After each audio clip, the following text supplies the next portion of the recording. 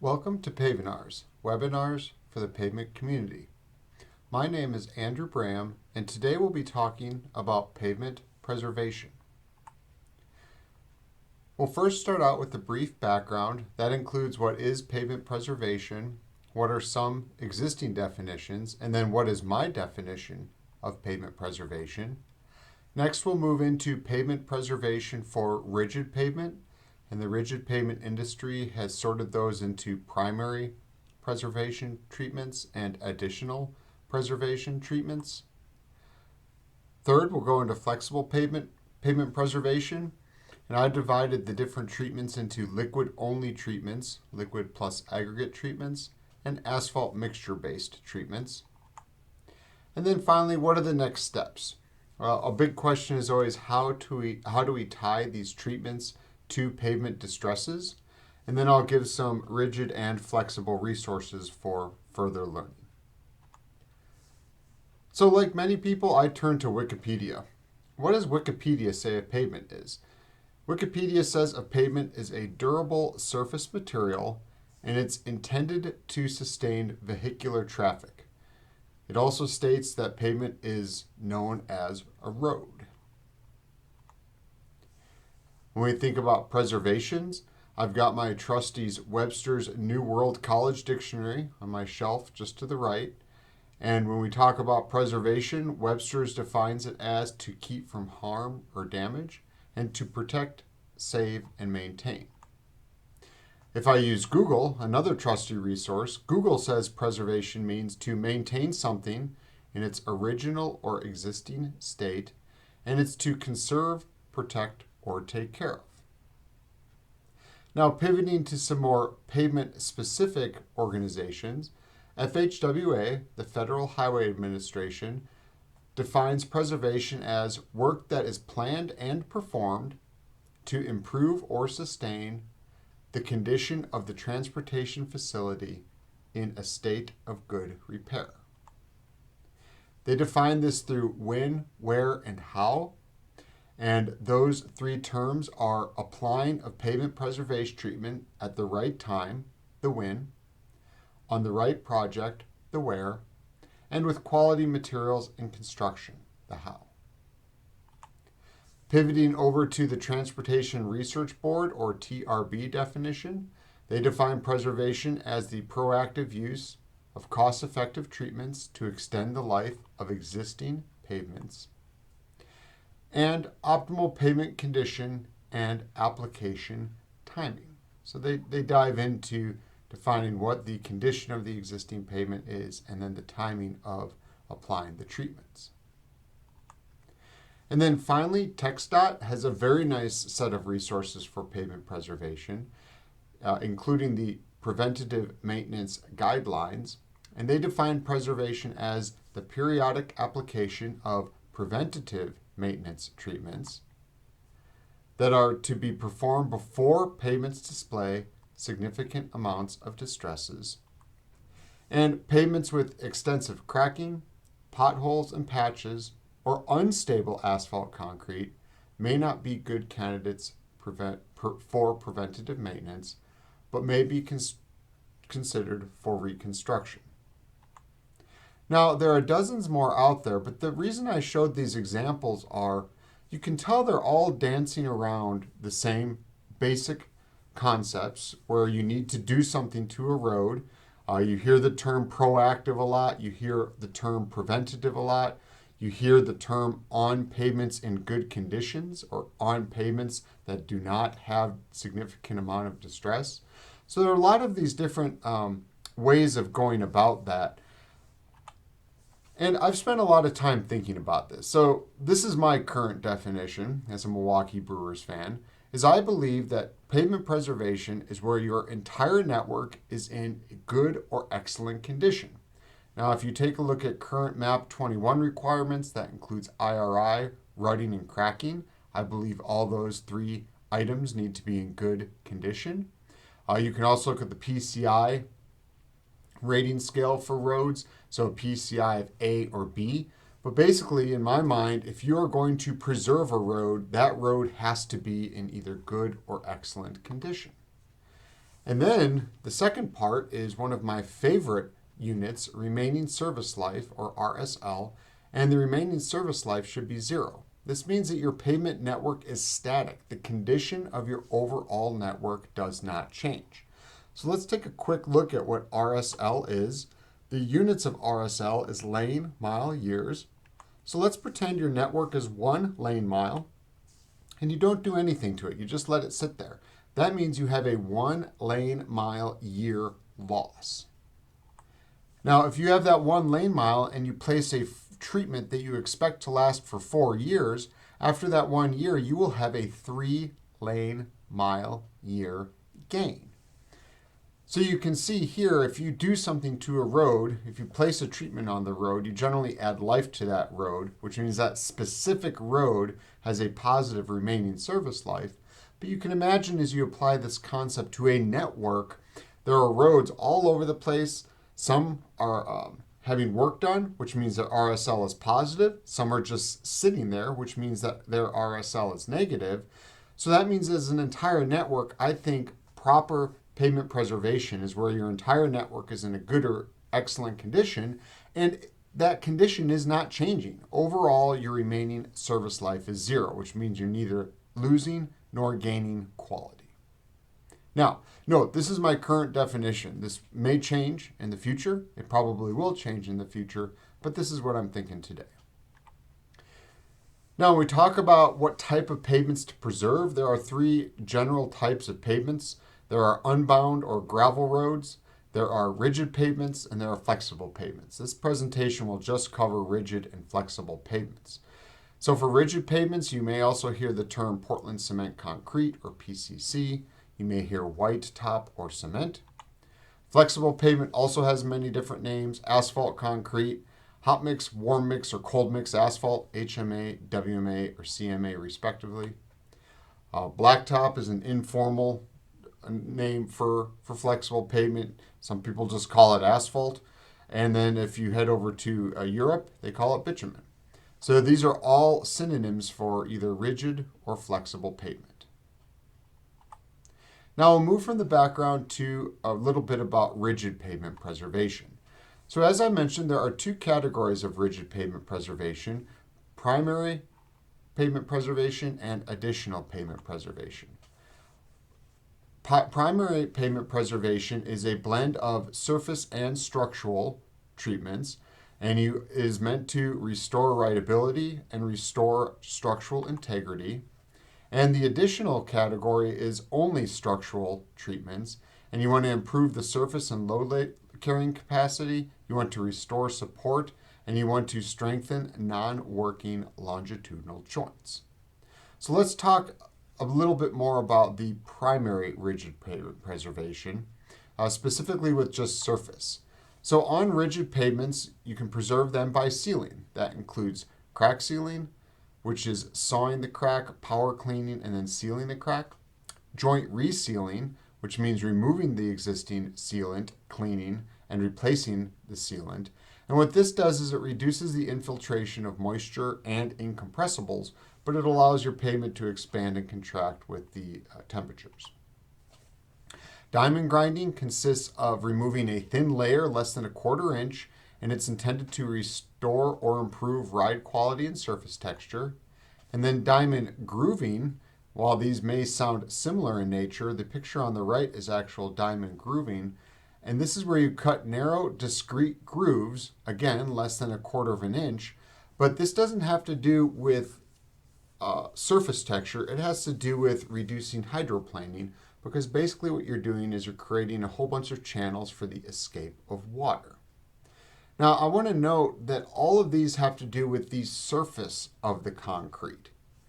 Now, when you go into primary rigid preservation in regards to the structure of the concrete, you have dowel bar retrofit, and this is where you have existing joints without dowel bars, and these are existing transverse joints. And you install those dowel bars, and what this does is it increases load transfer. And load transfer is important for the structural integrity of the rigid pavement, not just for the surface. You can also do partial depth repair, and this is where you remove any sort of deterioration up to 1/2 of the slab thickness and you replace it. And there is an example of that here on the right.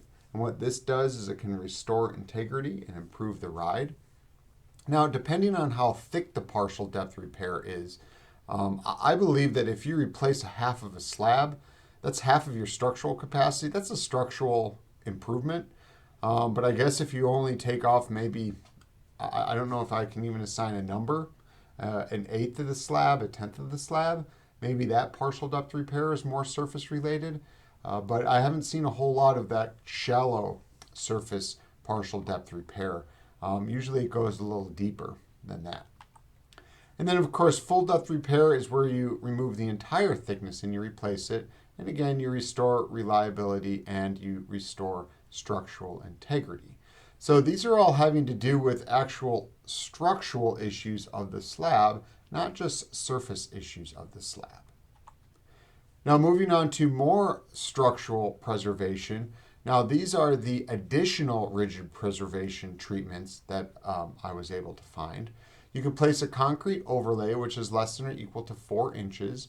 And if you have a bonded overlay, you can increase your pavement structure and you eliminate all your surface distresses. And for unbonded, you simply increase the structure. You can do something called stitching, and this is where you strengthen non-working longitudinal joints and cracks. So these are the cracks that are going along as you're traveling. They're longitudinally along your rigid pavement. You can cross stitch, and this is drilling an angled hole and inserting a tie bar, or you can slot, and this is where you slot stitch, and this is where you cut a slot and you insert a tie bar. So a slot stitching is a little more like dowel bar retrofit, where a cross stitching, you can see in this picture here, is you drill an angled hole and you insert a tie bar, and then you simply cap off that hole that you drilled with some sort of mortar material or something along those lines, and then you put a nice sealant along the longitudinal crack. Now, I do want to emphasize that slot stitching, while it appears to be similar to dowel bar retrofit, you insert a tie bar. You do not insert dowel bars, so it's a smaller piece of steel, and it's not intended to expand and contract horizontally like a dowel bar is. And then some more additional rigid preservation treatments. This is the second structural section. You can have slab stabilization, where you pressure insert flowable material, and what you can do is you can fill voids and restore full support. I always like to tell my students in class, what is the compressive strength of air? It is 0. So if you have material that is leaving your pavement structure for whatever reason, whether it be pumping or drainage issues, you can stabilize the slab to replace the material that has gone away.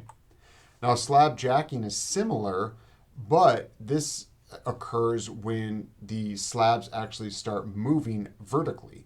So again, you pressure insert flowable material, but the intent of slab jacking then is to raise the slab and return your pavement to a smooth profile. So you're not just filling voids, but you're actually raising the pavement up. And then retrofitting edge drains. I really like how the rigid pavement industry specifies this. The flexible pavement industry does not spend as much time on this, but edge drains are very important for both rigid and flexible pavements. You want to make sure that you remove excess moisture from your pavement structure. So this is everything. This is going from the surface all the way down to the base.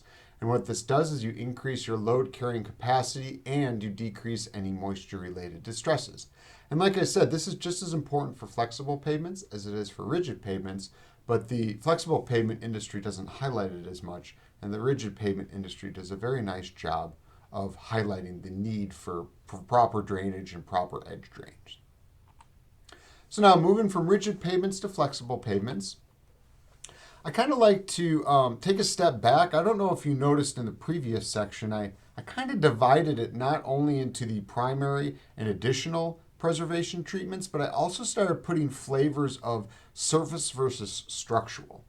Now, my background is in flexible pavements, and I've thought a lot about this, and I am a firm believer of dividing preservation treatments, maintenance treatments, rehabilitation treatments, reconstruction treatments into surface versus structural. And here's why. So if we take a look at a pavement's purpose, the number one reason is to provide a safe traveling surface. That pavement needs to have proper structural capacity and it needs to drain the water. You need to have good surface friction, but kind of in contrast to that, you also want it to be smooth. So these are the 5 important purposes of a pavement, and you need all 5. It's not a buffet. You can't take 2, 3, or 4. You need all 5 for proper pavement performance. Now, kind of breaking these down into some categories, safety is an overall umbrella. Safety is very important for all of our pavements. But you can think about the safety of your pavement structure and the safety of your pavement surface. So the pavement structure is number 2 from the previous slide, which is structural capacity. And the other 3 are in the pavement surface: water drainage, surface friction, and smoothness. Now, we could have a robust discussion as to whether water drainage should also be a part of the structure. That goes back to the need of edge drains. But in this mindset, I'm thinking about water hitting the pavement surface and flowing off of that pavement surface. Therefore, it is a surface issue. So in theory, if your pavement is structurally sound, you can just focus on the surface. And if you think back to all those preservation definitions, they're talking about having pavements in good condition, about not having fundamental structural problems. So in my mind, this is the crux of preservation, is just to focus on the surface. So for flexible pavements, what can we put on a flexible pavement surface? Well, you can put just liquids, and these are the least intensive treatments. That includes fog seals, rejuvenating fog seals, and crack seals. You can put a liquid plus a rock. That includes chip seals, scrub seals, slurry seals, and microsurfacing. You can have a combination treatment, which is usually either a chip seal or a scrub seal on the bottom, and then you place a fog seal on top, or a cape seal, which is a chip seal or a scrub seal on the bottom with a slurry or micro on top. And you can also have double and triple applications of chip seals. You can have double applications of micro. But these are kind of the 2 biggest combination treatments in my mind. And then you can also have asphalt mixture-based treatments, and these are the most intensive. And the 2 biggest ones are a thin lift asphalt mixture or a bonded wearing course. Now, thinking about these combinations, thinking about just the liquids, thinking about the liquids plus the rock, let's kind of go through some of the examples and when they can be used of these 4 different categories. So for liquid only, fog seals are with or without a rejuvenator, and what you do is you spray a very diluted emulsion on the pavement surface. For a crack seal, you place adhesive material into a crack, and what this does is it prevents moisture or material infiltration into the pavement. It can be hot asphalt, polymer, or rubber modified. It can be asphalt emulsion. And a working crack is when crack seals are placed, and that means it is greater than 1/8 of an inch in the summer. So if it is less than 1/8 of an inch in the summer, or if it is non-working, it is called a crack fill. But that 1/8 of an inch in the summer is very important because usually as temperatures decrease, those cracks get even bigger. So these are defined as during the summer. Now, when we're thinking about liquids plus rocks, we have a chip seal. You can use either asphalt emulsion or hot applied asphalt binder, and then you place aggregate chips on top. This provides skid resistance, and it also provides an impermeable layer, so that thin layer of either asphalt emulsion residue or the hot applied asphalt binder, that prevents water from entering into the pavement structure. You can also stop raveling of an existing pavement surface, and you can seal minor cracks. You don't want to seal big cracks. And of course, the definition of minor is subjective, but you don't want big, you certainly don't want working cracks on chip seals. For slurry surfacing, this includes both slurry and micro. This is asphalt emulsion that's mixed with a fine aggregate, and you can get skid resistance, you can restrict moisture intrusion, you can stop oxidation and raveling. And then you can take these 2 different ones and you can actually combine them, and that is what we call combination treatments. So this is a special liquid plus the rocks. You put these together. So combination treatments are used for surface friction and color retention. So for example, you can put a first treatment down as a chip seal or a scrub seal, and then the second treatment is a fog seal. So looking at this picture on the right-hand side, the vast majority of the traveling public probably would think that they're driving on a brand new asphalt road, a brand new blacktop road, if they're driving along that right side, but that is a chip seal with a fog seal sprayed on top. It restores the color and it keeps those chips in place on the surface. So you get the benefits of the high surface friction from the chip seal or the scrub seal, and that black color and aggregate retention is gained by adding the fog seal, as I just mentioned. A cape seal, this is where the first treatment is a chip seal or a scrub seal, and then the second treatment is slurry surfacing.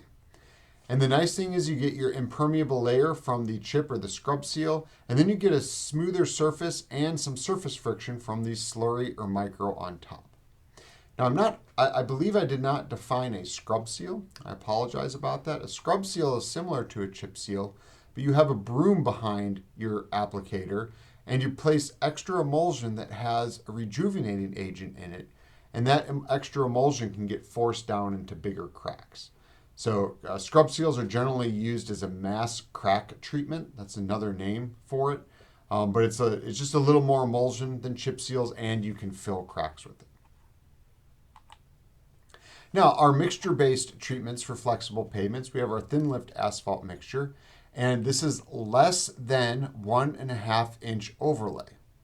Many people disagree with me on this. I am 100% adamant that a thin lift asphalt mixture, the only type of asphalt mixture that can be used in preservation, is less than 1.5 inch. Not 1.5 inch or less than 1.5 inch. Because in my mind, preservation is not structural. You have 1.5 inches of a hot mix asphalt overlay, you are getting structural value.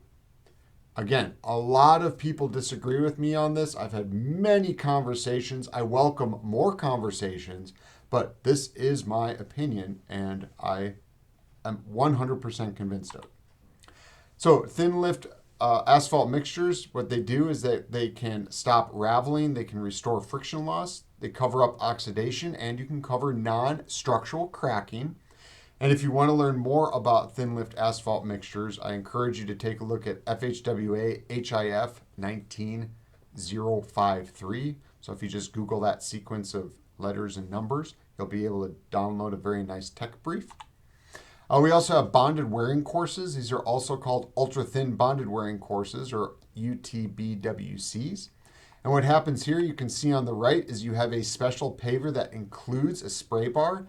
And what happens is you spray asphalt emulsion that is polymer modified, and then you immediately, within seconds, apply a gap-graded thin lift. And what this does is asphalt emulsion is water in it. It's about 33% water. When that hot mix asphalt mixture hits the emulsion, that water starts evaporating immediately because of the temperature, and it wicks the polymer modified emulsion up a little bit into the layer. So you get a very, very, very nice impermeable layer in there. So we had liquids only, we had liquids plus rocks, we had combination treatments, and we had mixture-based treatments. And now we've covered the majority of the rigid and flexible treatments, so let's talk a little bit about the next steps. Now, I could spend all day talking about how do we tie existing pavement distresses to treatments, and I can understand this is frustrating. There is no one resource out there that says if your road looks like this, you need to do this. And that's because it's dependent on the existing pavement structure, it's dependent on the traffic, it's dependent on the climate, it's dependent on the severity and causes of the distresses. There's just so many variables, but this is something that I also spend a lot of time thinking about. And the way I kind of break it down, this isn't anything official, but it's a 3-step process. First, you have a pavement network. No one pavement lives alone. It lives within a network, whether it's in a city level, a county level, a state level, or a national level. You have some sort of network. So you have to decide which jobs are you going to do. At the end of the day, you need to say, we're going to do something to that road. Now, once you figure out which road you're going to do, you need to think about the project-specific considerations. And that's existing some specific road to some specific treatment, and you need to tie those together. And again, Depends on a whole host of factors. Then you choose the treatment.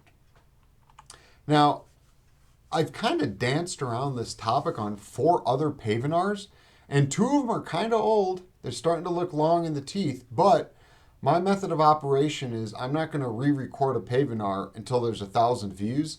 So if you all want an updated basic asphalt concrete maintenance principles or basic Portland cement concrete maintenance principles, you just got to watch it. It gets over 1,000, I'll re-record it, and we'll have a perhaps 2023 or 2024 updated version. But if you Google any of those titles or just go to the Pavinar page and look at videos, you can easily find all those. These all talk a bit about tying distresses to treatments. And I'm just going to very briefly go over it just so you get an introduction, but you're not getting all the info. Now, this is taken directly from Smith et al. 2022, which I'll reference more completely in the future.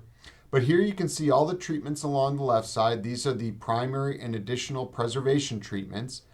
And you can see they're all listed on that left-hand side. But then they talk about if you want to seal the pavement or minimize pumping, you do slab stabilization, fold-up repair, joint sealing, resealing, or crack sealing. You can see here the filling voids and restoring support are more of those upper ones. If you want to remove moisture beneath the structure, you need to retrofit edge drains. We also have prevention of intrusion and incompressible materials and remove or reducing faulting. So there's a whole bunch of options for that. Then you can improve your texture for friction. You can improve your profile, both lateral, surface, drainage, and ride. And then you can improve for noise. So I'm going to give you the full resource for this so you can take as much time as you want, kind of trying to link these together. But this is the rigid pavement industry's presentation of how to tie treatments to existing pavements. Flexible Pavements doesn't have a nice handy table like that.